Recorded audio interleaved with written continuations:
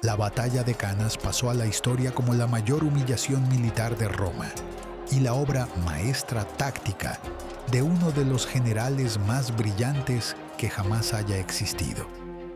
En un solo día de verano del año 216 a.C., Aníbal Barca demostró que el genio militar podía superar cualquier ventaja numérica. Con menos de 50.000 hombres, rodeó y destruyó un ejército romano de más de 80.000 soldados, en lo que se convirtió en la lección perfecta de cómo una estrategia inteligente puede vencer a la fuerza bruta. Esta batalla cambió para siempre la forma de hacer la guerra. La maniobra de doble envolvimiento que ejecutó Aníbal se estudia todavía hoy en las academias militares del mundo entero. Pero también marcó un punto de inflexión psicológico para Roma. Después de Canas, los romanos entendieron que no eran invencibles, que su sistema tradicional de combate tenía debilidades y que enfrentaban a un enemigo que podía pensar varios movimientos por delante. Todo había comenzado años antes, cuando Aníbal cruzó los Alpes con elefantes y un ejército multinacional decidido a llevar la guerra hasta el corazón de Italia. No era solo una campaña militar, sino una apuesta desesperada de Cartago por sobrevivir ante el creciente poder romano. Después de la Primera Guerra Púnica, Cartago había perdido Sicilia y se había visto obligada a pagar enormes indemnizaciones. La ciudad fenicia necesitaba una victoria decisiva para evitar convertirse en un satélite romano. Aníbal ya había demostrado su brillantez en 2 batallas anteriores. En Trebia había usado el frío y la niebla para tender una emboscada devastadora. En el lago Trasimeno había atraído a todo un ejército romano hacia una trampa mortal entre las colinas. Pero estas habían sido victorias tácticas. En Canas buscaba algo más ambicioso: la destrucción total de la capacidad militar romana. La situación estratégica era compleja. Roma controlaba la mayor parte de Italia central, pero muchas ciudades del sur todavía dudaban sobre qué bando elegir. Una victoria cartaginesa decisiva podría convencer a estos aliados indecisos de cambiar de bando. Aníbal necesitaba una demostración tan aplastante que ningún italiano se atreviera a apostar por Roma.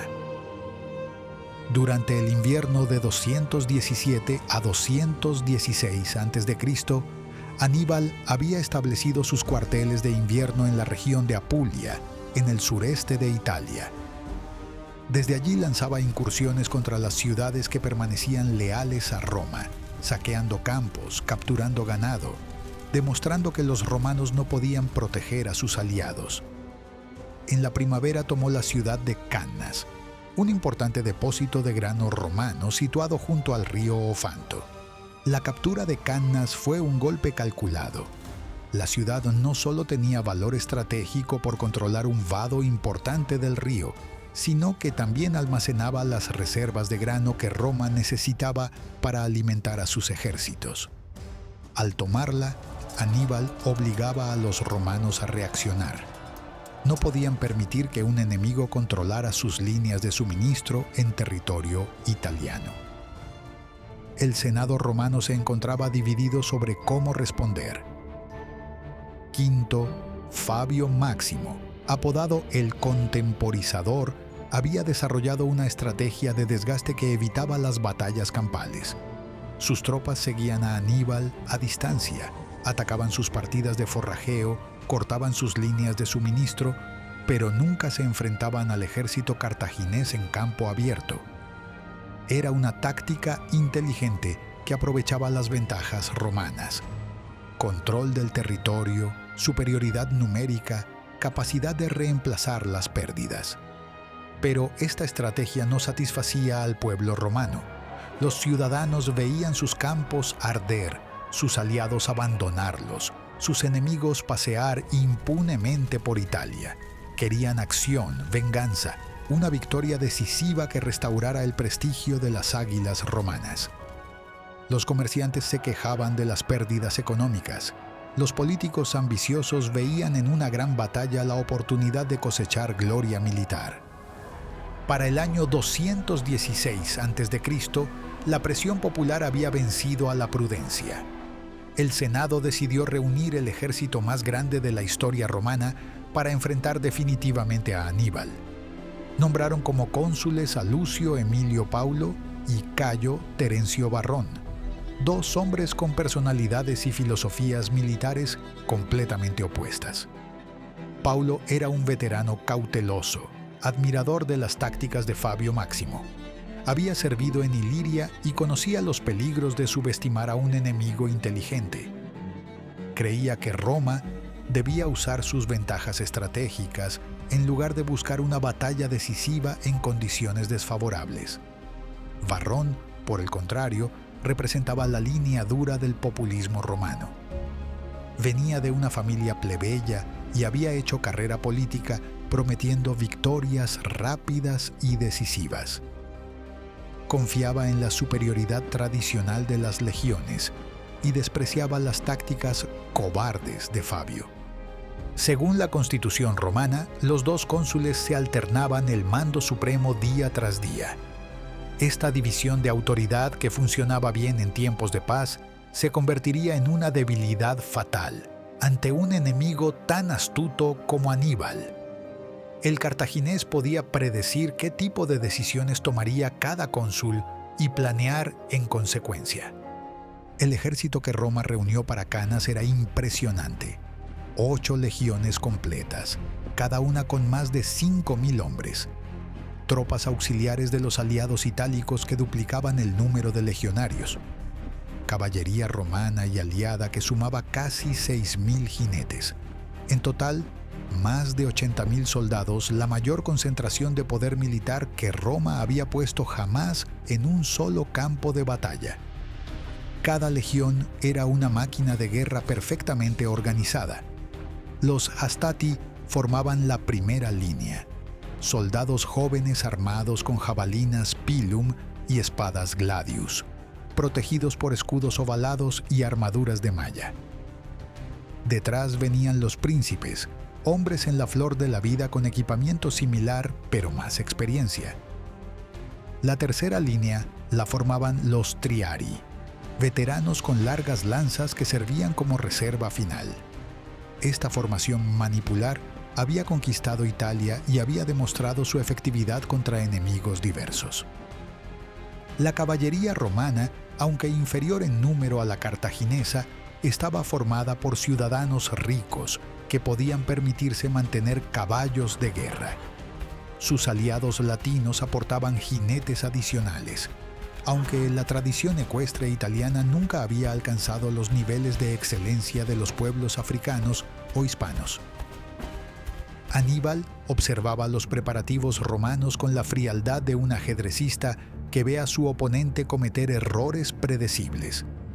Su ejército era mucho más pequeño, apenas 45.000 hombres, pero era una fuerza multinacional perfectamente coordinada que había luchado junta durante años.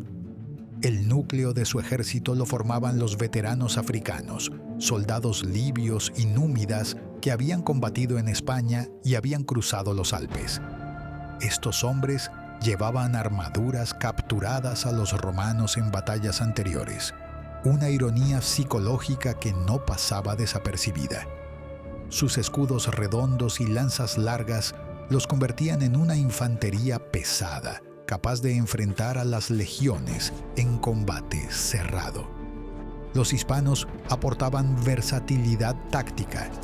Algunos luchaban como infantería pesada con espadas falcata de hoja curva que podían seccionar extremidades de un solo tajo.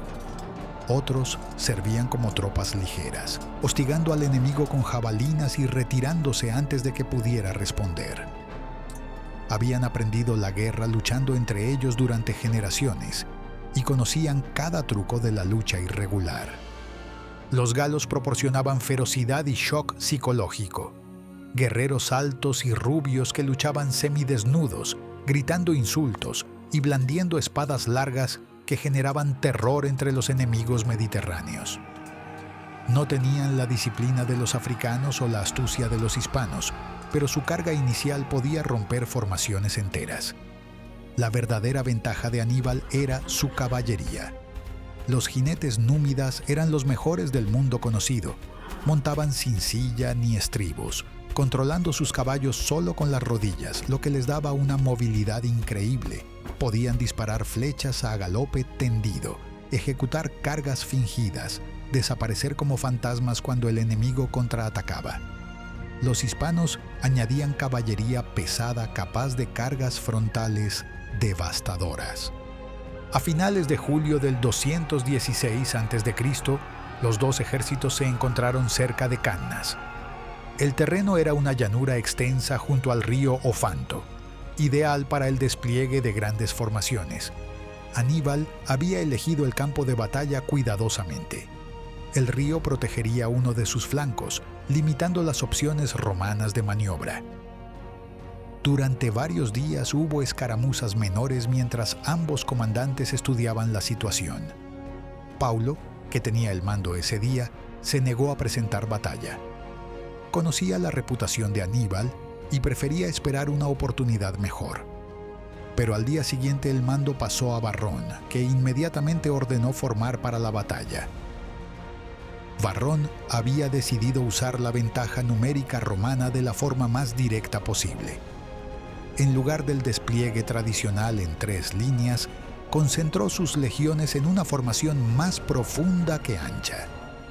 La idea era crear una masa de hombres tan densa que pudiera atravesar cualquier línea enemiga por pura fuerza bruta. Era una táctica que había funcionado contra enemigos menos sofisticados, pero que requería que el enemigo cooperara luchando de frente. Los romanos formaron con su infantería pesada en el centro, flanqueada por las tropas aliadas. La caballería romana se desplegó en el flanco derecho, junto al río.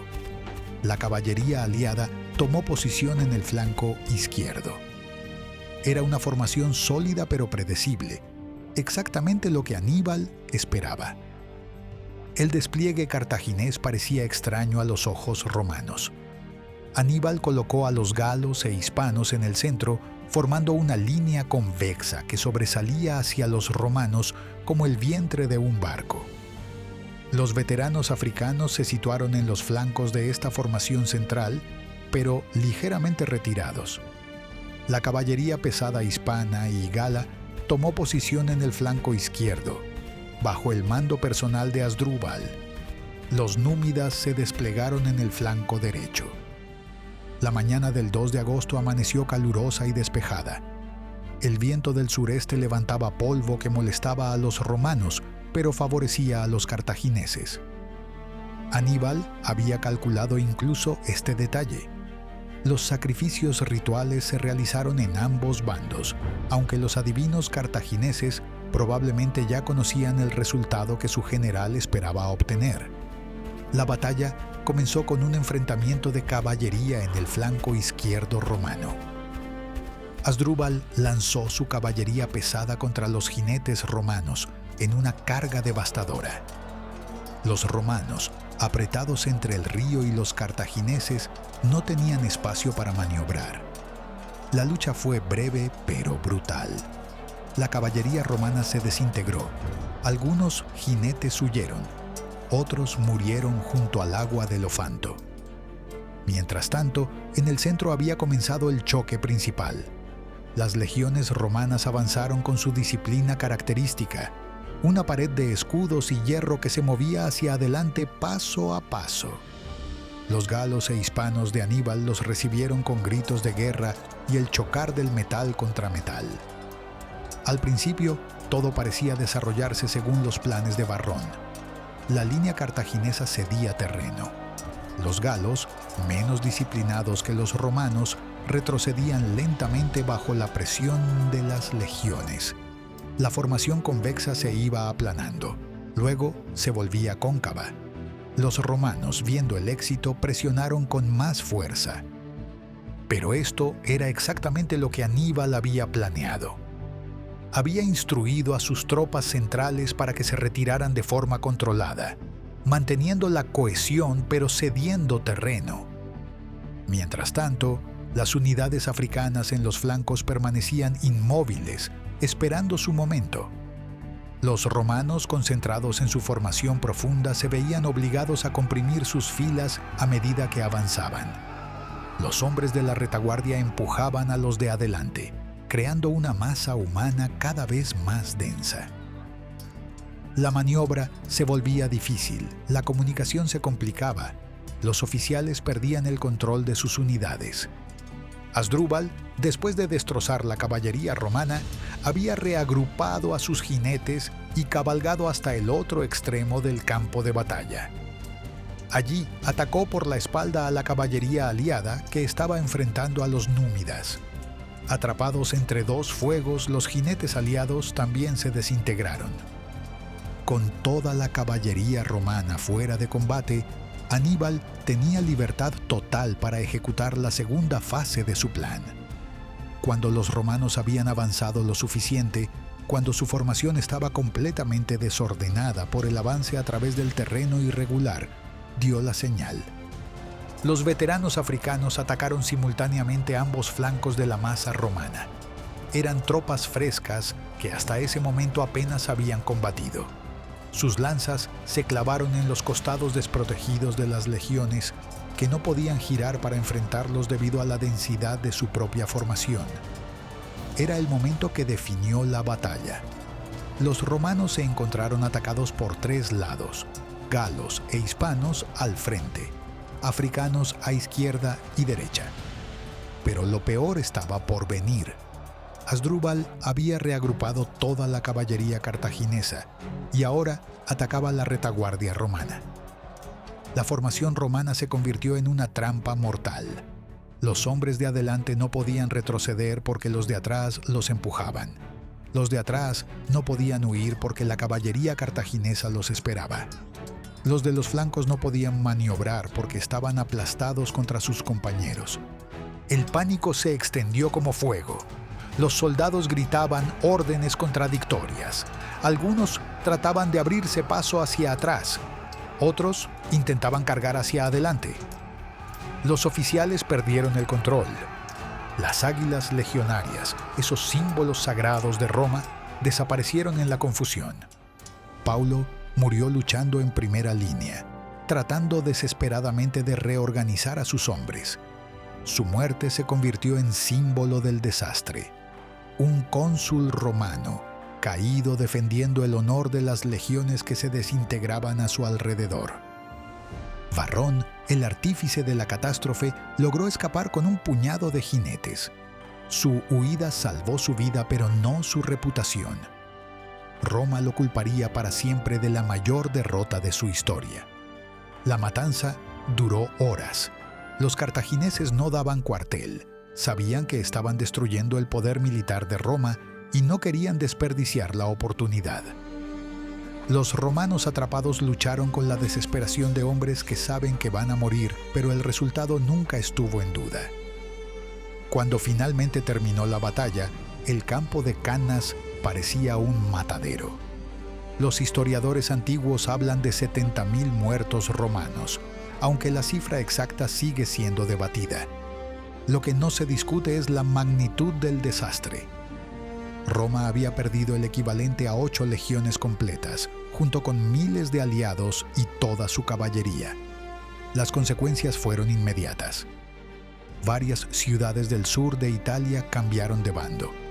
Capua, la segunda ciudad más importante de la península, abrió sus puertas a Aníbal. En Sicilia estallaron revueltas pro-cartaginesas. Filipo V de Macedonia firmó una alianza con Cartago. Por primera vez en siglos, Roma se enfrentaba a la posibilidad real de la derrota total. Pero Aníbal había ganado una batalla, no la guerra.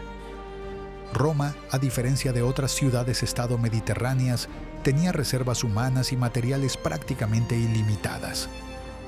Después del shock inicial, el Senado romano demostró la determinación férrea que había construido su imperio. Se negaron a negociar, llamaron a filas a todos los hombres disponibles, liberaron esclavos para formar nuevas legiones. La ironía de Canas es que la victoria perfecta de Aníbal no le dio la victoria final. Roma aprendió la lección, volvió a las tácticas de Fabio Máximo, evitó las batallas campales. Durante los siguientes años el genio cartaginés se encontró atrapado en Italia, ganando escaramuzas menores, pero incapaz de asestar el golpe definitivo. La batalla también cambió la mentalidad militar romana.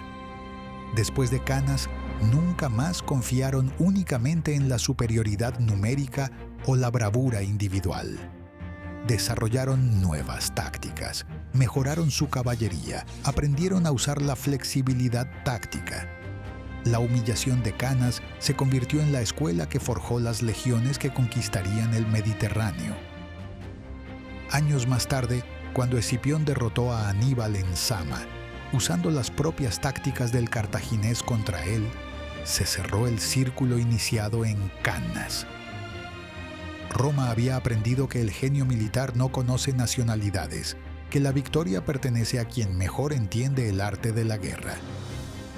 En las llanuras junto al río Ofanto, donde se libró la batalla más perfecta de la historia militar, los huesos de los legionarios caídos se mezclaron con la tierra italiana que habían muerto defendiendo. Su sacrificio no fue en vano. De las cenizas de Canas nació la Roma imperial que dominaría el mundo durante siglos.